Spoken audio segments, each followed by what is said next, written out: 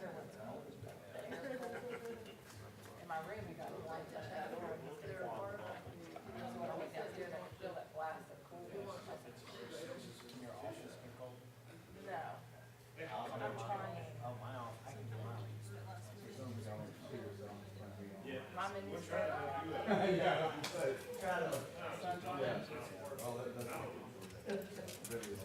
it'll.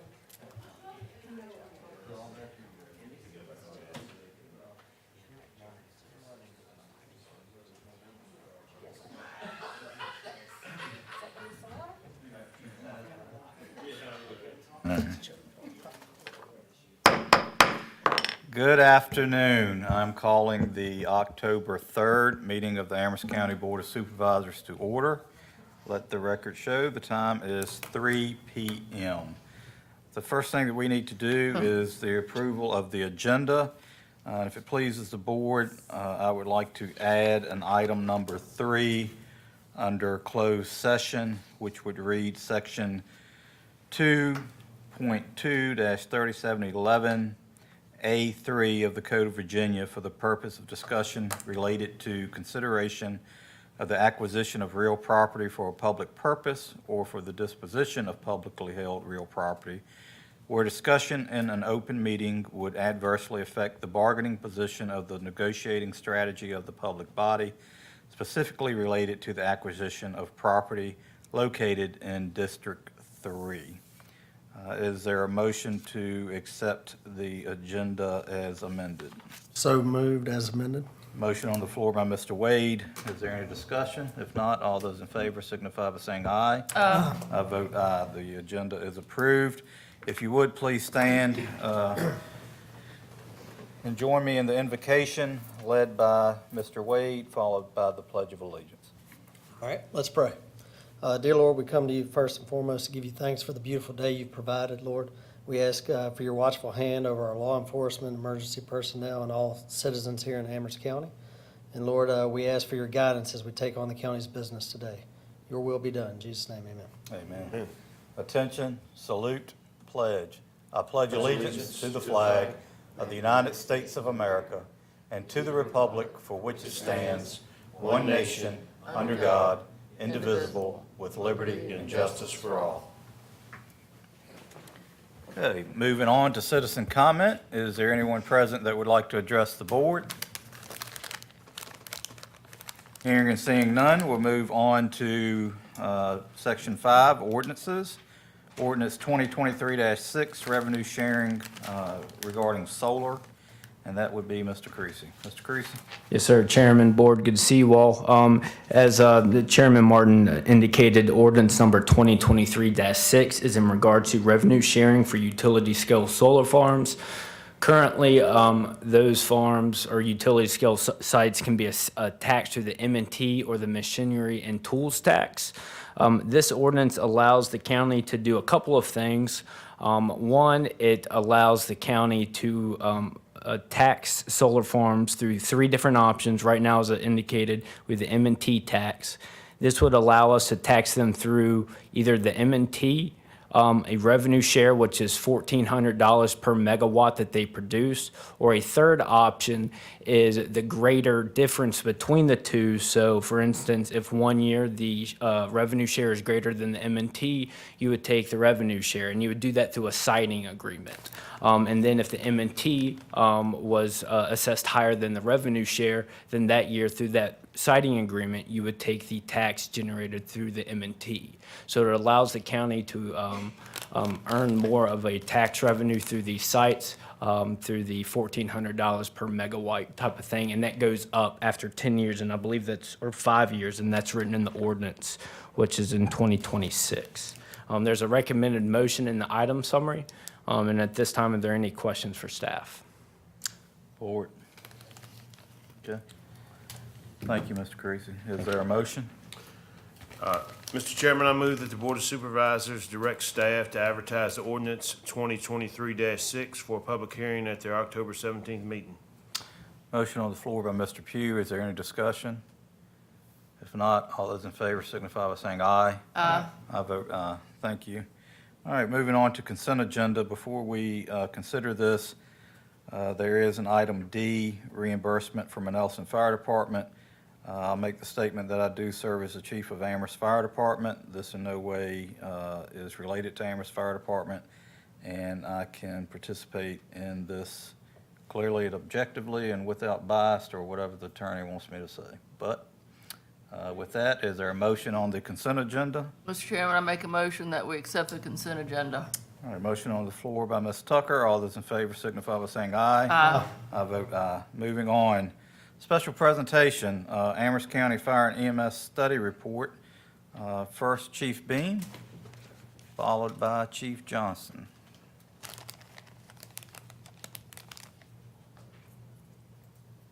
Good afternoon, Board and Mr. Chairman. Thank you for letting us come before you today. Last fall, prior to my arrival here in Amherst, just over a year ago, you all, in conjunction with former administration, had agreed to a fire service survey, which is something where the Virginia Department of Fire Programs gathers a group of individuals from across the state to come and evaluate fire and EMS. We are lucky enough today, we have those results. You've all been provided those. I have additional copies here if anyone would like one. And today we have Chief Abby Johnston, who serves as the Deputy Chief in Bedford County. But today she's here in a different role. Chief Johnston's here today as the Vice Chair of the Virginia Fire Services Board. And she'll be making a brief presentation on this, on the results. And she'll be able to answer any questions for you. So without any further ado, Chief Johnson, thank you. Board, would anyone like to update or another copy of that survey? Can I advance the long as slides it's- just by pressing this little button right here? Is that how I do it? Okay. Good afternoon. Thank you for allowing me to come and address your board, ladies and gentlemen. I'm Abby Johnston, and as Chief said, I'm the Deputy Chief of Operations for Bedford County Fire and Rescue, just down the street. And I also serve as the Vice Chair of the Virginia Fire Services Board. And I want to start out by saying what an honor it has been to be a part of this study. I get to do these all over the state, but I was very excited to be asked to come participate in the study in Amherst County because we're neighbors. Also because I think that I have witnessed that you have a tremendous group of people here in Amherst County in your fire and EMS system, and there's a lot of positive energy and momentum, and it's really cool to get to be a part of a study that, if any part of it is helpful to your system or implements positive change, then it's a great honor. So thank you. I'm going to go through a brief presentation. I value brevity, as I feel like you probably do as well. So I'm going to go through this and try not to talk as fast as I normally do. I would say, though, if you have any questions, if you will hold those until the end, I will remain as long as is useful to you to answer any questions or address any concerns that you have. So we'll start out. I just wanted to go over a quick overview of who the Fire Services Board is, what our purpose is, how the studies are conducted, and then we'll go over the recommendations specifically from your study. So the Virginia Fire Services Board is a policy board, and we are all appointed by the Governor of Virginia, and we have responsibility for promoting and coordinating the efforts of fire service organizations at the state and local levels. And then the Code of Virginia allows for us to come and do fire and EMS studies at the request of localities. So this is your current 15-member Virginia Fire Services Board. Keith Johnson, who is the chief in Loudoun County, serves as the chair of the board. I'm the vice chair. And then you can see each of the other representatives and who they represent specifically on the board. So the process for obtaining a fire and EMS study begins with your request from the locality level. And then that we come in as a board and vote on that request to accept it. And then preliminary information is gathered from your local stakeholders, and they schedule site visits. And so that's what was conducted not long ago. Myself and two other board members and other stakeholders from the state came and went around and met with your individual fire and EMS departments, as well as career staff and local appointees. And we gather standard information in each of those meetings. Those are also advertised to the public. And then we go back and create a summation of what we learned while we were here. And then additional documentation is collected and a draft report is created. So partners in this study are, in addition to our board, the Department of Fire Programs, and the Virginia Office of EMS. The study team members for your study were myself, Jess Radzinka, and Donald Hart. Also, we had Ken Brown, who's the Community Risk Reduction Specialist for the Virginia Department of Fire Programs, Tom Barry, and Spencer Willett, and then Chris Vernovi from the Virginia Office of EMS. I'm not going to go into great detail about your county because I feel like you're quite familiar with the demographics of your county. So one of the first things that we put in our list of recommendations was further developing the Department of Public Safety. As I said, you have an incredible staff here and a lot of talent, and I can tell you, having my finger on the pulse of the system here, you have a lot of positive energy, which is exciting.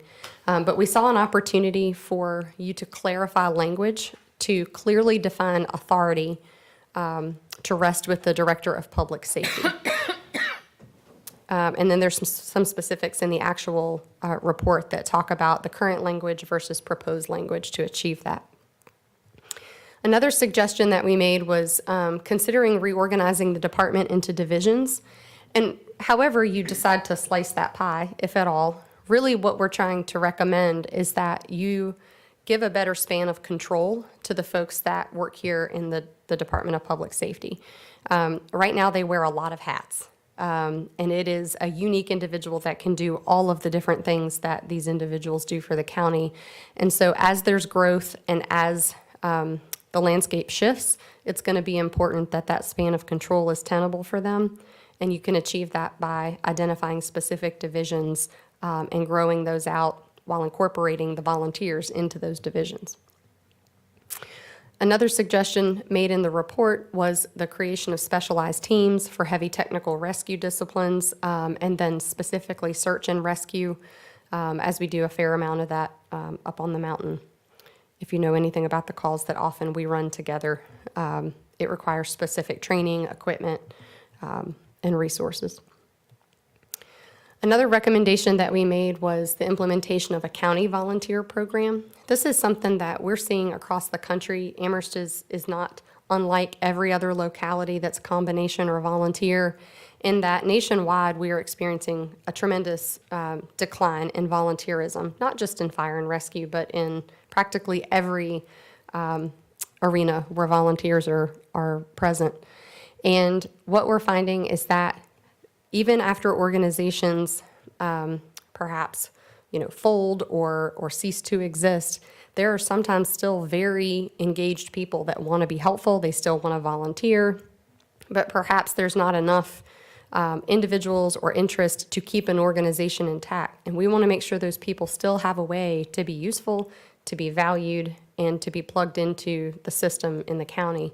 And so this is one thing that we are seeing more of, where counties actually develop a volunteer program where eligible and trained individuals can come and serve in roles throughout the county. And then another recommendation was creation of a dedicated fire marshal position. That's an extremely important position, as you all are aware, and it's very integral to plans review and development within the county, which you have a fair amount of, as well as enforcement of the statewide fire code. And so that truly should be a separate position with very dedicated duties. It's a very difficult job to serve in a dual role, or sometimes, for somebody to have 2 or 3 roles and to be able to do that successfully. So this is just one example that we recommended as an organizational chart to divide it into 3 divisions, one specifically concerned with fire, one with EMS, and then a support services division, with the current Emergency Services Council serving in lockstep with the Director of Public Safety to handle those specific divisions. And then we broke it out further here so that you can see under the Division of EMS, you would have a dedicated supervisor for that. You all are unique in that you have 4 shifts. And then, of course, the volunteer component, you would want to absolutely remain involved and integrated in your system. And support services would entail having, communications, which currently falls under the director, logistics, training, and then the dedicated fire marshal. And then as you see for the Division of Fire, You have the 3 volunteer departments, each who have their own elected chiefs. And then the recommendation was to have somebody serve as a division chief that could be selected by the Emergency Services Council and the Director of Public Safety to, again, maintain and keep the volunteer involvement alive and motivated, because you have some very capable people that could achieve this. One other thing that we heard when we were doing our interviews with the stakeholders, there were individuals who did not even realize that there were funds available to assist with training specifically on the EMS side. So we wanted to specifically articulate in the report that we want you to encourage your volunteers to utilize the funds that are available, that have been made available by you, to further their training as volunteers within the system. One other thing that was a common theme we heard was communication and wanting to be more plugged in with kind of what's going on in the county. And so we added the recommendation for some type of online messaging, whether it is our message boards or simply email groups, so that with some regular frequency, the stakeholders within the system are being kind of kept up to speed on what's going on and how they can be helpful and involved. Another recommendation was reviewing the fire department culture, and specifically what that means is trying to kind of get away from the idea of this is the way we've always done it. We are learning all over the United States and specifically in the Commonwealth that the way that we did things 20 years ago is not going to be helpful moving forward in the world that we're facing today and in the future, specifically with regard to volunteer organizations. Their challenges are different today than they were 20 years ago. And so we're encouraging adaptation to that and learning how to encourage the volunteers that remain in your system and to support them, and focusing specifically on where the needs are. So looking at specifically at your fire departments and what their roles are and who they have to fill those roles, and then where the void is. What we see in a lot of places is that you may have people that are still motivated to come and volunteer. They want to run fire calls, they want to run EMS calls, but they don't want to handle the administration involved with a rescue squad or a fire department. They maybe don't necessarily want to be responsible for coordinating the training or the fundraising. So finding out what the needs are and then recruiting specifically for individuals that can help take some of that pressure off the departments to leave those people that want to run calls and provide the service to do those things. This is probably in my opinion, one of the most important slides with recommendations, and that is reviewing and publishing SOPs and SOGs for your system. It's been since 2012 when they were last done, but as we also included in the report, SOGs are only as good as their enforcement, and that kind of goes back to the department or the Director of Public Safety having the ultimate authority, and not just the responsibility, but the authority to carry out and enforce the SOPs that are in place. One specific SOG that we recommend relates to the use of personal vehicles and making sure that that is at least regulated, and there are some guidelines set out there from a safety perspective, so that when individuals are arriving in their personal vehicles to incidents, they are checking in to the incident commander and being given an assignment so that you're maintaining accountability for those individuals. And then specifically, we cited an accountability SOG. Again, when we look at near-miss incidents and line-of-duty deaths when it comes to the fire service, a lot of it comes back to communications, accountability, strong incident command leadership, and so that's why we included that here. And then last on the slide is reviewing minimum training requirements. In Virginia currently, there is no mandated training certification level to be a firefighter. I'll tell you that based upon what I hear and see with the Fire Services Board, and just as recently as 2 weeks ago when we were at conference, I believe those things are going to be changing in the future. I believe there's going to be more attention paid to training requirements and minimums, because as a fire service and EMS service, we are asking for a lot of money currently in the legislature. We're asking for more funding to our localities to support fire and EMS, And so I think that there's going to be a more attention paid to what our minimum training requirements are. And so that's something that you guys can get ahead of as a county. If you make a decision about what your minimums are and you enforce those, you're going to be well poised to weather that in the future. Currently, the peak unit is staffed, when the system is able to staff it based on personnel availability. So one thing that we wanted to make sure we captured was that this peak unit should be prioritized to be staffed. And then in the future, it could potentially become a 24-hour truck if needed. But based on call volume and size and makeup of the county and the density of your calls, we recommend that that be fully staffed.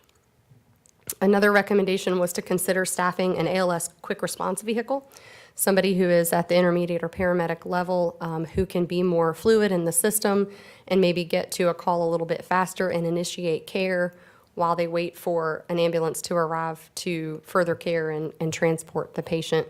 And this is something that's not uncommon to see as a recommendation, particularly in a county with landmass like yours and also in Bedford County. We have a hard time with response times and getting to calls quickly. It's very easy, based on call location, for trucks to all get shifted out of their normal territory, and then you've increased a response time. Let's say on the other side of the county, a call goes out and all your resources are on the south side of the county, and a call goes out on the north side of the county. And that's just the nature, unfortunately, of our world in doing business. So this is one way to try to get a provider on scene more quickly to initiate care without having to staff a truck with 2 people and equip it. Staffing is another thing that constantly has to be reassessed with the growth in the county, specifically on the south side of the county. And then, looking at your where your resources are located. And then the Office of EMS has a Standards of Excellence program that is a good measure of EMS, and it can help you articulate some goals and objectives for the development of your EMS system, and that's something that's available to you through the state. So we always include that as a recommendation as well. When it comes to your equipment, specifically, we're talking about your apparatus. And we know that the county helps assist with the funding of apparatus. And so we feel like one thing that we identified in a number of our meetings was that we're all facing rising costs, unprecedented rising costs when it comes to apparatus, specifically fire apparatus. And I don't know a locality outside of Northern Virginia that can keep up, frankly. So one thing that we identified was the need to, and also looking at lead times on getting those trucks physically in hand, would be to develop a minimum specification. Develop what you as a county decides is necessary for the call types that you have, and also the operational ability between departments with some standardization, while still giving your departments the autonomy to, they can upfit the vehicles, they can, have modifications, but the base truck has to meet a minimum specification. And then only fund apparatus that meets that specification. And then probably more important than anything else on this slide is your equipment maintenance program. These trucks are exceptionally expensive, and then once you get them in hand and you put them in service, I cannot overstress the importance of having a sound and thorough preventative maintenance program, especially with funds from the public going to the purchase of these vehicles. It's extremely important that you have something in place that dictates what preventative maintenance equals, what is expected, and that you have record of that and require that of the organizations. Another consideration that we had in the report was purchase or designating an engine for training or for reserve status. And so that could be a dual-purpose piece of apparatus that, again, could not only be used in training evolutions, but when you do have a truck in the county that has to go down for service or repair, then you would have a truck that you could loan them to keep service delivery in that area going. And then we made the same recommendation for a tanker. And that way you would have your core pieces of apparatus available to the departments if for whatever reason a truck were to go down. So we talked a little bit about the growth in the south end, which I don't have to explain to you all, but that was something we heard a lot about, was concern about commercial development and would we be able to meet the service delivery need? Will we have the resources? So this kind of goes back to the need for the full-time fire marshal, because they're going to need to be involved with plans reviews for future development, and reviewing construction plans, site development, and those types of things. And then another common theme that we heard was concern that with the expansion and growth on the south side of the county and with multifamily dwellings being built, would we need another ladder truck in the Manelison area, and potentially additional EMS resources? And we think that's definitely something for you all to consider. And then last, looking at your station locations, and where you currently have resources staged, and then where that could be developed in the future. When we come to assessing risk for the community, one of the things that is extremely important as a governing body is having some type of audit process. As the organizations receive public funds, having some type of system in place where there's a third-party audit of their financial information, whether it's annually or every 2 years, every 3 years, whatever you all decide, but having some type of system in place so that there is a routine and consistent audit of the organizations that receive funds.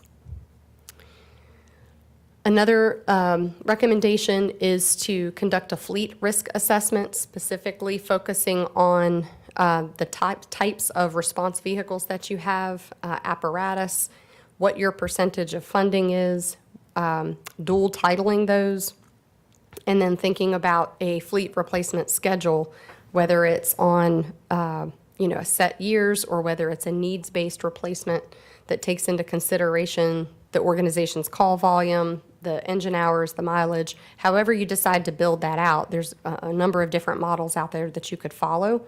But really thinking forward, because the cost of apparatus is so extreme, and we don't see that improving anytime in the future.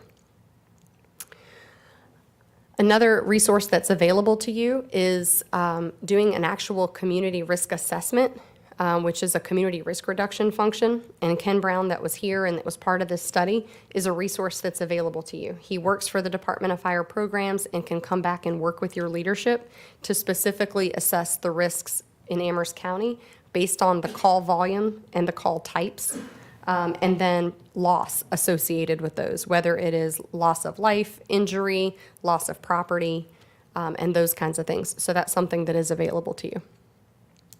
And then requiring that all of your departments report through VIFRS, which is the state portal for fire reporting, and that's an extremely important repository for all of our call data in the state. And that's something that, to receive funding from the state, there's certain funding that you have to be VIFRS compliant to receive. And so that is something that we recommend you make required of all of your departments. Training lies at the base of everything we do. Having regular training is important, but also having somebody that can oversee that and coordinate that for your system. Again, that doesn't mean that it has to be a hired position. This could be a very capable volunteer that's in your system or somebody who has the subject matter expertise and wants to remain involved. But having somebody to specifically oversee that, to align with the compliance through the Office of EMS for continuing education hours, and then, simply making sure that training opportunities are inclusive of both your career staff and your volunteers. And that kind of leads into the timing and the importance of making sure that you incorporate training on evenings and weekends so that it is conducive to your volunteers in the system. Another thing that we were asked when we went around and did our interviews was if there could be some type of mechanism for publishing a training calendar, having a central repository for where volunteers in the system could go to see when and where training was going to be offered so that they could have the opportunity to plug into that. And then the EMS officer program, much like the community risk reduction program through the Department of Fire programs, that's something that's offered through the Office of EMS, and that's at no charge to you. And that's a program where you can send folks to learn how to be EMS officers, and they cover everything from state compliance and service delivery to human resources and kind of all of the different facets that go into helping run an EMS organization. So you deal with a lot of the same things that we do in Bedford County when it comes to dead zones and areas where radio coverage is problematic. But this is something you definitely want to keep your eye on moving forward and as technology becomes available. There were areas specifically identified in the county as dead zones by some of the providers where you don't have radio coverage. And so looking into this should definitely include your law enforcement partners and then work with your local tower providers and other partners to see if there's any resolution to that available, or perhaps in the future will be. And then in keeping with the communications theme, trying to set some type of, just whether it's a weekly briefing or just some type of update that goes out system-wide. So one of the things we heard from the volunteers was that in the past they felt somewhat disconnected and they want to be kept in the loop, if you will. And so that may be as simple as having a weekly email that goes out and includes the leadership from the rescue squads and from the fire departments, as well as the career staff, to be a little bit more inclusive with updates and information that's available to them. Cancer prevention is another big focus for us in the fire service, so making sure that you all are keeping your finger on the pulse of decontamination of your PPE, the personal protective equipment that your firefighters are wearing after structure fires, making sure they have extractors available, which are special souped-up washing machines that are used to clean that gear. Fire hood exchange program, shower facilities for members. These are all best practices for cancer prevention. So as you look at future station development and ways to improve the system, this is one more thing to think about. And then there's the National Firefighter Registry, which again is a repository for individuals to sign up, and that's where they track data for firefighters who have been diagnosed with cancer, and that's where we get a lot of our data from for legislative purposes and training and things like that. And then lastly, make sure that we make reference back to the study that was conducted in 2013. You'll see some similarities in the recommendations, although a lot has changed in our world, believe it or not, since 2013. There's definitely some new stuff in this study, but looking back, some of the common themes were developing of a strategic plan, strictly enforcing accountability for safety purposes, coordinated training, countywide recruitment and retention, and standardization of equipment. So these are some things that we highly recommend that you go back and look at that have become common themes. So I am absolutely open to any questions that you have specifically about the study. I will do my best to answer them. I want to reiterate that this study is, the recommendations that we've made are just that. They're recommendations. Nobody has the expectation, I can tell you from our board, that any jurisdiction can come in and implement every single recommendation that we put in a study. That's not realistic. We don't see that happen in jurisdictions where we go and do studies. Typically what we see is the body get together and talk with the stakeholders, and they identify what can we do now and what can we plan for in the future. And there may be things in this study that you look at it and say, absolutely not going to happen. And that's going to be up to your governing body to decide. But we try to capture all of the different focus areas that were requested of us when the study was requested by the board. So that's why you see kind of a comprehensive list. So I don't want that to be overwhelming or alarming to you. They are only recommendations. Chairman, I have a question. Sure. When you were talking about the implementation of this unit, as I understood it would be one person in that unit that could be very agile and react very quickly. Can you do that? You can just put one person in a unit and send them off somewhere? Yes, ma'am.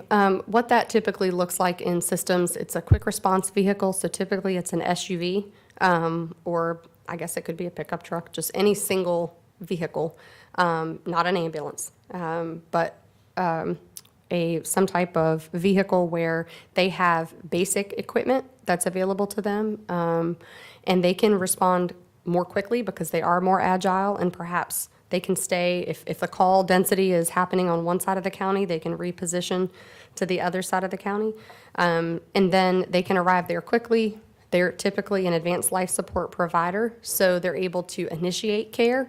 And they do have the equipment on that vehicle to even initiate advanced life support care. If they needed to intubate someone, start CPR, what have you. And then they would stay on scene and, continue to treat the patient until a transport unit, an actual ambulance, shows up with more personnel, and then that unit would have to transport the patient. Thank you. You're I wanted welcome. to follow up on that, actually. So how is that different than our captain vehicles now? So it depends on how you utilize them. Our recommendation was to add an additional one so that because of the landmass of your county and call volume, you would have a second person available. And I guess because what we perceived was that a lot of your folks have ancillary responsibilities, which is pretty normal in a system like yours and like mine. We rely on our folks to do any number of things outside of just running calls. So having a quick response vehicle that you could position opposite that captain would be helpful in a faster response time and initiating care. Yeah, okay. Are there any other comments? So I have a few, thank you so much. I guess the one thing that disheartened me about this entire study was on page 15, number 5. It says, Director of Public Safety should review with legal representation for Amherst County. You get where I'm going with that one? Yeah. This is something that the board has been over with. The board has conferred with our legal counsel. We have conferred with the Department of Labor. This information was relayed to this study group, yet it still found its way into this study. Why did this board feel like they know more than our legal counsel and the Department of Labor? So the reason that that is included in your study, that is something that we heard when we were conducting our interviews or our meetings with your stakeholders in the system. And it was a concern that was voiced very strongly about what the fallout from that could be. It was shared with us that you all had consulted the labor board to get advice on this particular issue. The reason that it remained in the report is because if it comes up during our interviews, it's something that we don't really have the latitude to strike. And there are other jurisdictions in the state where they've been given different advice. And I think, as with a lot of things that pertain to the legal world, it depends on who you ask and what the circumstances are and how it's packaged. And I think that in other areas, it has been an FLSA issue. But it really comes down to how your system is organized and how your staff and volunteers are utilized, which is kind of specific to each jurisdiction. So there's not like a blanket, I don't think a blanket answer for every locality. And so because it came up as a concern during the study, that was something that we don't really have the latitude to pick and choose what information comes out when it is voiced by a stakeholder. Did it come up multiple times or just, Once. okay. Mr. Chairman, where is the language you're referencing? What page? Page 15. 16. What? 15 on mine. 15? Yes, ma'am. It's recommendation number 5 on page 15. This is the whole thing we went through on allowing our career staff to volunteer with the volunteer fire Go down. agency, Go down way. which actually led to, actually benefited both the volunteer side and the career side, I would say, because the career side picked up many employees where they were unable to fill positions, and I believe you're fully staffed now or very close to it. Probably have a waiting list now, don't you? Yeah, good job, Chief Beam. But and we also picked up volunteers. So to me, that horse was put out to pasture a long time ago. Understood. So what I would say about this study is, some of the things in it are being done. Can they be improved upon? Yes, absolutely. Some of them need to be done, some of them are very lofty goals. The other issue I have with this, and I won't necessarily blame the study group for this, but typically in reports, I would hope to see dollar amounts assigned to things. There are some very expensive items in these recommendations that we're going to have to grapple with and determine what we want to move forward on and what we don't want to or can't move forward on, right? So I won't say there were any real big surprises, but I think in some ways there might have actually been some contraindications on some things also. But that's for us to get into. But I appreciate your time. Board, what my recommendation would be is to disseminate this report to the different agencies, let them review it, and then to get with our Chief of Public Safety, Mr. Beam, and maybe have a work session to go through what items we want to specifically work on in the future. So that's where I'm at with it. Any other discussion or questions? Do you want to talk about it at a later date or put it to bed? How do you want to move forward? I'd like, I do have one question. You had mentioned that there's risks to, firefighter fatality if we're not enforcing the accountability SOG. Can you expand on that? Absolutely.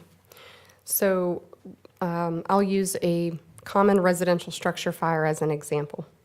So if you have a residential structure fire and you have, let's say, I'm just going to throw a number out there, you've got 20 firefighters, which would be fantastic, by the way.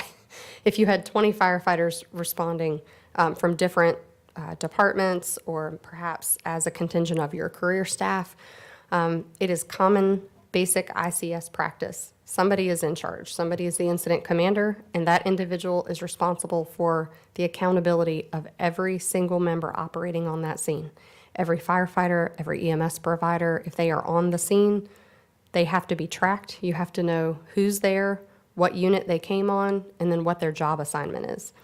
And that is next to poor communications. That falls right up there with number one, number two, for contributing factors to firefighter injuries and line of duty deaths.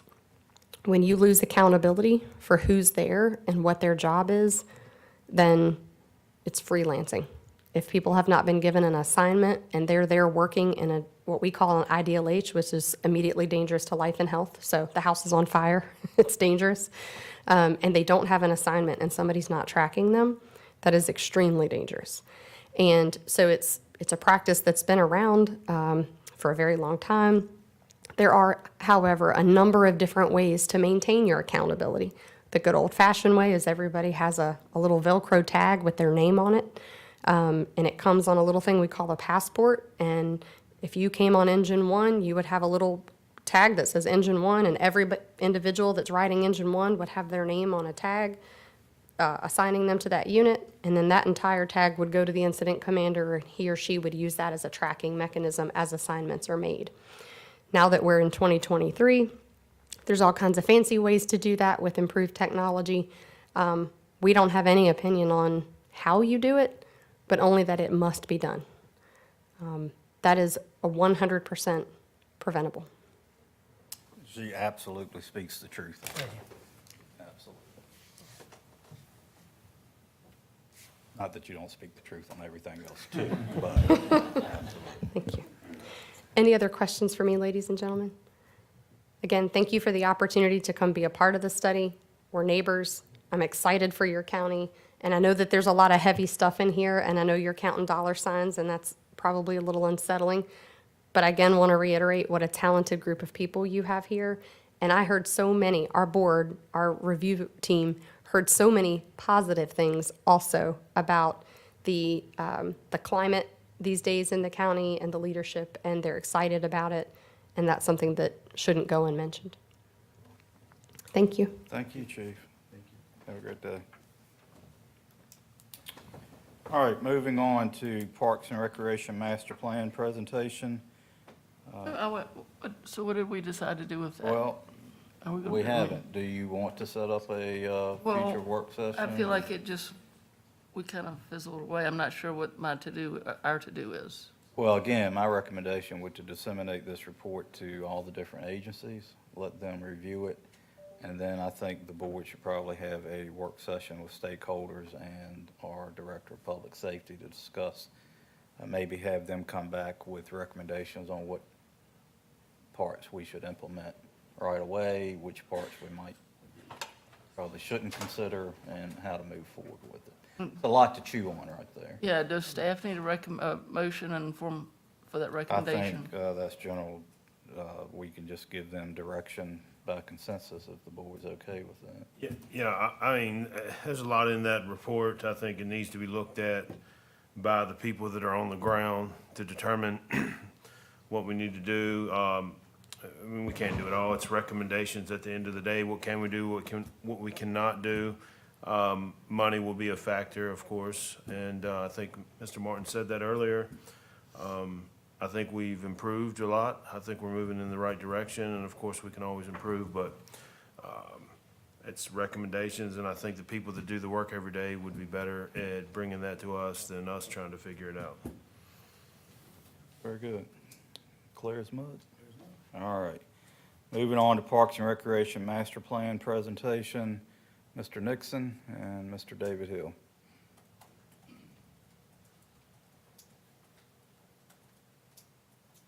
Good afternoon. I'd just like to say, first off, thank you to the board for providing the funds to do this master plan for our department. It's exciting times. It's going to give us a strategic plan for the future and gives us some tools that we can utilize to make our parks and our recreation programs better for our citizens. And it's very, very exciting for me to have this happen. So I appreciate what you've done. And at this time, I'd like to introduce David Hill with Hill Studios. Of course, we went through our procurement process, and Mr. Hill, his company was contracted to do our master plan, and he's going to give you a synopsis and overview of how that process is going to take place. And at this time, I'd like to turn it over to him. Thank you. Thank you very much. As Mr. Nixon said, I'm David Hill, landscape architect, and I'll be very much a part of the team that works on your plan. We start with just your new brand, Amherst Perfect Slice of Virginia. And the Parks and Recreation Master Plan is really a way to really show the brand. It's really about making your parks and your recreation the best it can possibly be. So what is a Parks and Recreation Plan? First, it provides an assessment of the current conditions of all of your parks and your recreational facilities. Our plan will be inspired by public engagement, which details how Amherst citizens want their parks and want their programs. It provides insight and direction for future public expenditure decisions, things like park infrastructure, sports, lifetime activities and programs, and public services. Our time frame is for 10 to 20 years with priorities for immediate, mid-range, and long-range programs and development. And the Parks Master Plan will be used as a guide by public officials, citizens, clubs, and other public entities through the years. The planning team is my office. Hill Studio is from Roanoke, Virginia, and we also have esteemed local engineers Hurt and Profit who will be part of the team as well, especially to help us on cost estimating and stormwater issues.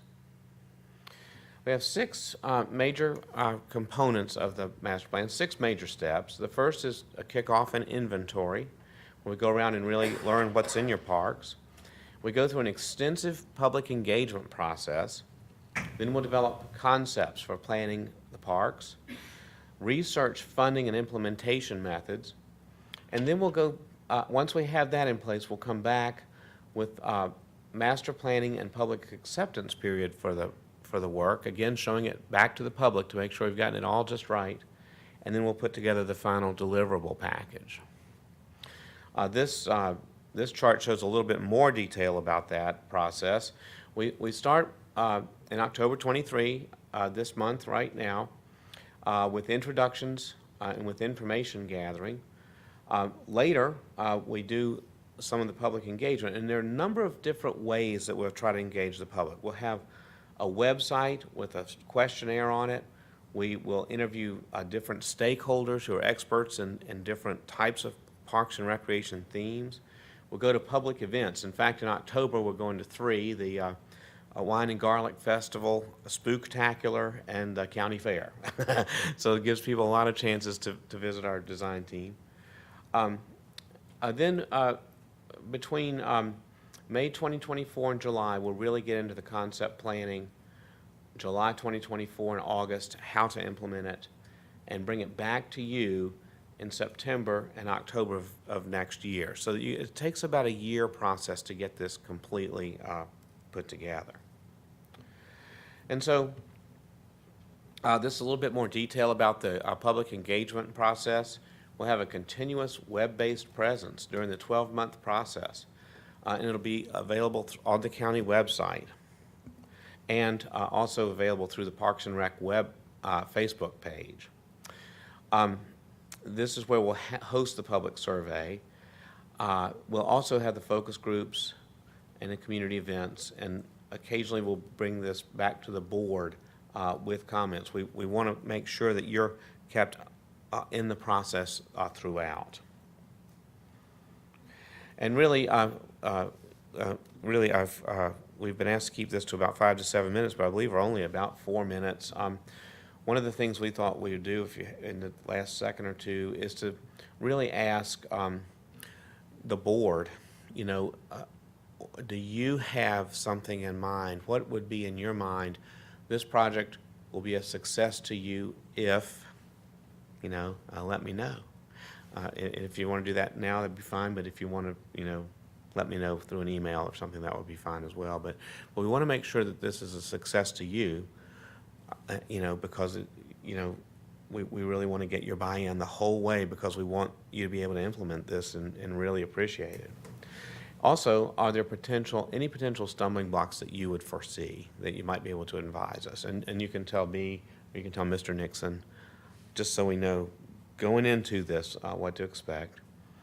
And what are the assets that you would like us to build upon? So if the board doesn't mind, take just a few minutes and help us with those. You can, certainly send us a note or just let us know. So thank you very much. Delighted to be here, delighted to meet you, and I really look forward to working with you over the next year. Board? Any questions for Mr. Hill? Thank you, Mr. Hill. Thank you. Forward to seeing the work. Thank you very much. All right, moving on. We are at old business, Resolution 2023-17-R, modification of the Amherst County Service Authority Water and Sewer Revenue Bond, and that is Mr. Tim Costello.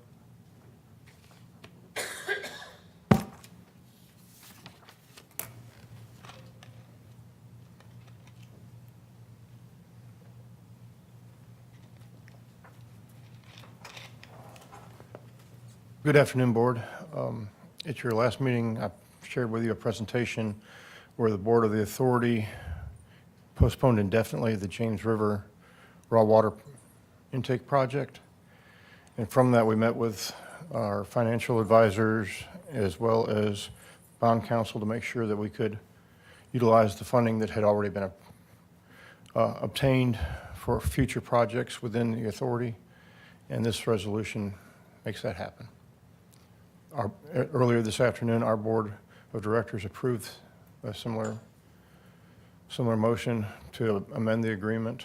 It allows for different projects as we deem needed after we complete our master planning. There was just a couple examples in there. So any questions? Board? Don't have any questions. Is there a motion? Mr. Chairman? Yes, sir. I move that the board adopt and execute Resolution 2023-17-R, authorizing the modification of the Water and Sewer System Revenue Bond, Anticipation Note Series 2023A, and documents related thereto. Motion on the floor by Mr. Pugh. Any discussion? If not, all those in favor signify by saying aye. Aye. I vote aye. Very good. Thank you very much for your support. All right, moving on to new business, renaming of a road, Rutledge Creek Trail, and this is Chief Bean.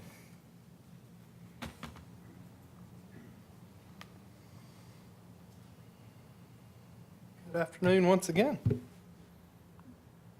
Kristen, I'm gonna break it if you don't help me.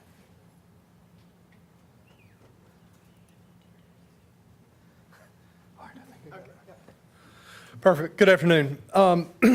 I've got my expert, Ben Bond back there, so I may have to call to a pinch hitter as we go through this. But Lipscomb Hollow, there's a private driveway that comes off of it, commonly referred to as Rutledge Creek.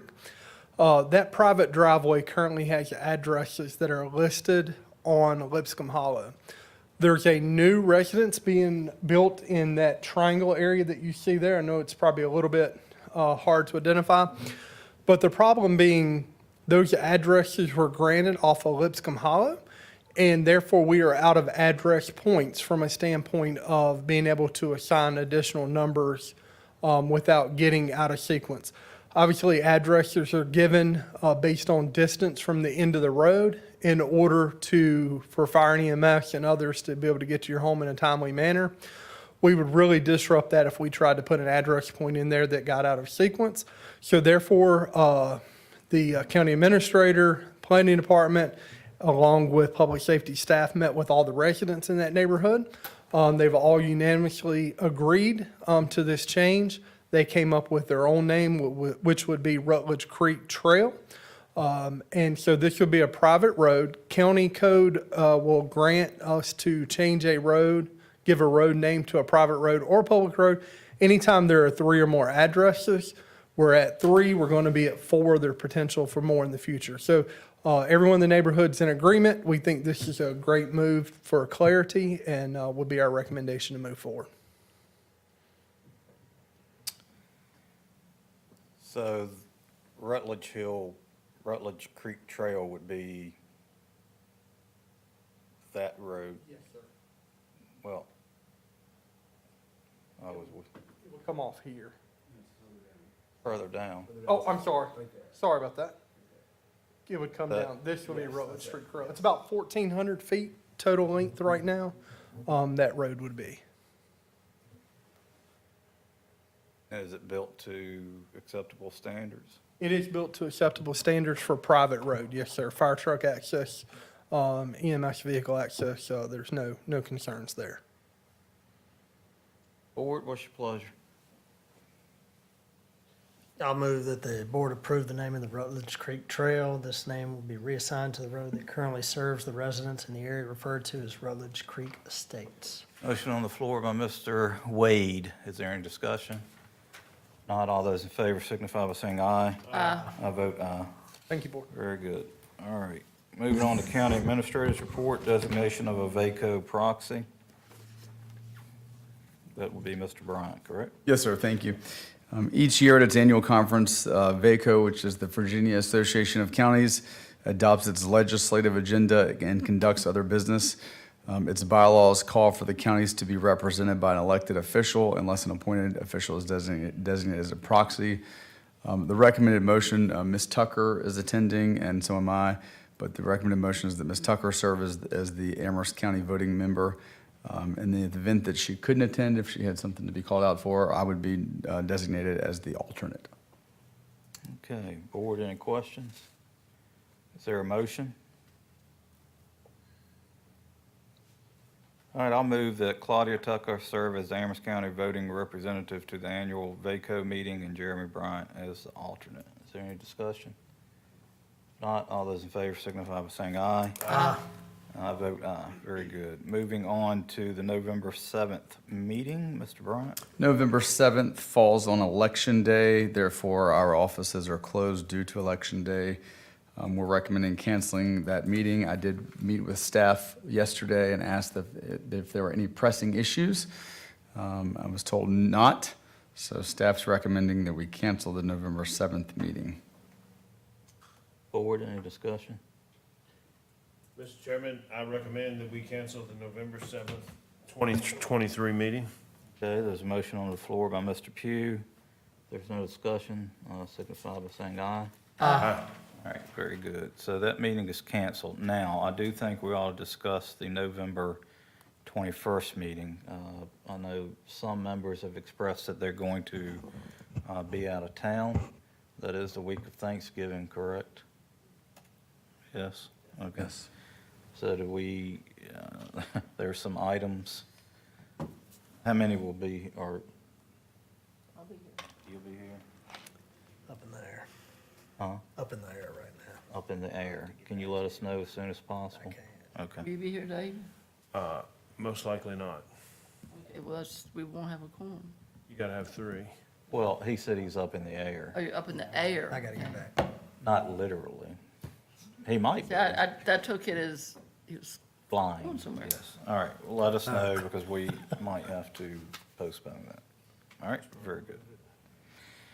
All right, moving on, Central Virginia Training Center response letter. Mr. Bryant? Okay, as you're aware, on April the 12th, 2023, the Virginia Department of Behavioral Health and Development Services declared the Central Virginia Training Center property surplus. In the letter, they said that the county had 180 days to make a proposal for the use by the county for the property for a bona fide economic development activity in accordance with Virginia Code 2.21156C. Attached is a draft letter that would decline the offer for the county to purchase the property. In summary, the letter states that Amherst County does not wish to submit a proposal for the purchase of the property. I'll just make sure you're aware that the Economic Development Authority of Amherst County was also given the same letter and the same ability. It's my understanding from Victoria Hansen that they are also going to send a similar letter to not purchase that property. I will also tell you that in partnership with the Lynchburg Regional Business Alliance, Economic Development Authority, and county staff, we hosted a developer showcase of that property on Friday. We filled the Parks and Recreation bus up with interested developers, realtors, and other officials. We toured the property, and we'll do that again. We're going to plan a second developer showcase to continue to showcase the property. We do have an access agreement with the Department of General Services, so we have the ability to go on that property when we notify them of that use. So the recommended motion is for you to authorize my signature for the letter that's in your packet. I have a couple questions. Yes, ma'am. What about our regional partners?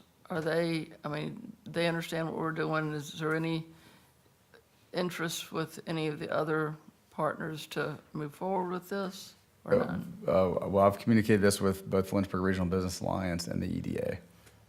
And you may recall that we adopted the master plan that was prepared by HDR, approved by the county. It was put in our comprehensive plan. That master plan calls for a mixed-use development, basically a complete tear down and redo of the Central Virginia Training Center. And we did incorporate that as an attachment into our comprehensive plan. And will they continue to maintain the security and cutting the grass and stuff there? As far as I'm aware of. I haven't been told otherwise. So any other questions? Is there a motion? Mr. Chairman, I move that the board direct the county administrator to sign the attached letter and mail it to the Commonwealth Virginia Department of General Services. Motion on the floor by Ms. Tucker. Is there any discussion on the motion? If not, all those in favor signify by saying aye. Aye. I vote aye. Very good. All right, moving on. County Attorney's Report. Mr. Popovich. Mr. Chairman, I have nothing at this time. Great. Liaison and committee reports. Planning Commission, Mr. Pugh. Yeah, so we had our last meeting. We had several, we had an approval of a special exception for a short-term rental on River Road, which was approved. We had another approval of an update of the comp plan with the inclusion of the Madison Heights Master Plan. We also had an approval of the ordinance, what we just had the first read here today regarding the revenue sharing regarding solar facilities. I think Mr. Tyler was here earlier and led us through that. We also had a unanimous denial of the Piney River Solar Farm, so that will be coming before us, I guess, at the end of this month, unless something changes. So that was one of the big items on the agenda. The Planning Commission is also working on code changes in regards to recreational dwellings such as off-grid cabins. So that's something that was brought before us, that, before the Planning Commission, that we are currently looking into. Also, a change to the family divisions to include the spouse of a qualified family member was also discussed. So these are some items that that we're working on and we'll bring into this board in the near future. But these 4 public hearings will be before us at the end of the month, so. They won't. Or maybe not. Oh, like October? Yeah. Oh, you mean, Yeah, at the end of, it'll be at our next meeting, these will be before us. You like turkey a lot, don't you? You're accelerating Thanksgiving. Yeah, already. Anything else, Mr. Pugh? That's all. It was a pretty packed meeting. Everybody is moving forward and doing a good job on the planning commission. So I'd just like to thank all of them for what they do. Very good. Next up is the Parks and Recreation and Cultural Development Board. That board met last night. As was mentioned earlier, the Halloween Spooktacular is October the 27th at Coolwell Rec. That's a great event for our young people. I think they're going to be out there collecting information on the Parks and Recreation plan, but I encourage everyone to come and attend that. Believe it or not, pickleball is a hot sport in Amherst County right now. Our Parks and Recreation Director is actually working to expand our offerings of that from 1 to 2 days a week and expand courts. So that's pretty cool. Also, senior social event attendance is way up. So our Parks and Rec Department is doing great work hosting these events for our citizens.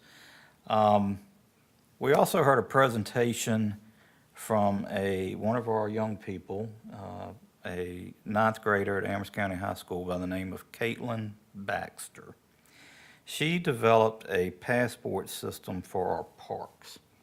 And basically, it was for her silver award for the Girl Scouts. And what it does is it encourages people to go and visit our parks, and they can go out and there's a medallion, you make a rubbing of it, and once you collect all 6 rubbings, you come back and you get a patch, right? All kind of activities. This young person is just exceptional. I asked Mr. Nixon to work with you to invite her to come to a future board meeting and just present that.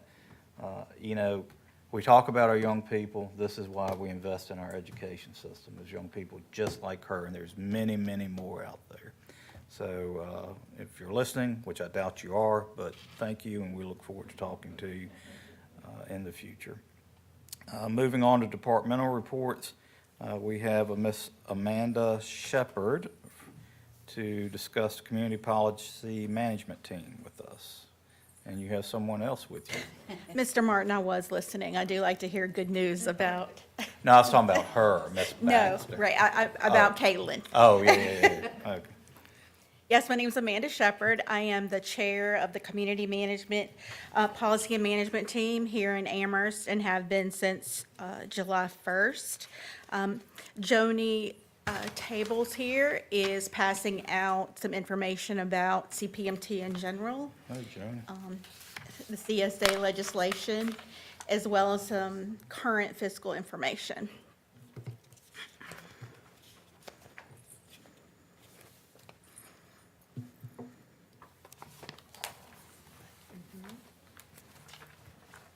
thank you. Just briefly, you'll find information about the Virginia Children's Services Act, which was enacted in 1993, which allows for each locality to have a family assessment and planning team which gathers to have an interdisciplinary team that discusses at-risk children and families. The CPMT oversees that group with regards to policy changes, policy updates, fiscal overview. What I'm providing for you now will be an update regarding the fiscal year that ended on June 30th, 23. Amherst County served 93 children with a local cost of about $600,000. Net expenditures that included contributions from the state were at about $2.5 million last year. Those numbers are consistent with the numbers from the last 4 years, no significant increase. To date, in 2024, we're just entering October, but we're at serving about 33 children. The majority of those funds, a little over $1 million, go to serve children in special education programs, which are considered a mandated category, followed by children in foster care. Then community-based services, frequently children who have interaction with your local mental health system, which here is Horizons, as well as your local court service unit. And then your lowest percentage goes to children in psychiatric residential care. The breakout of all of that information is provided in your packet. If you have any questions, I'd be happy to try to address those.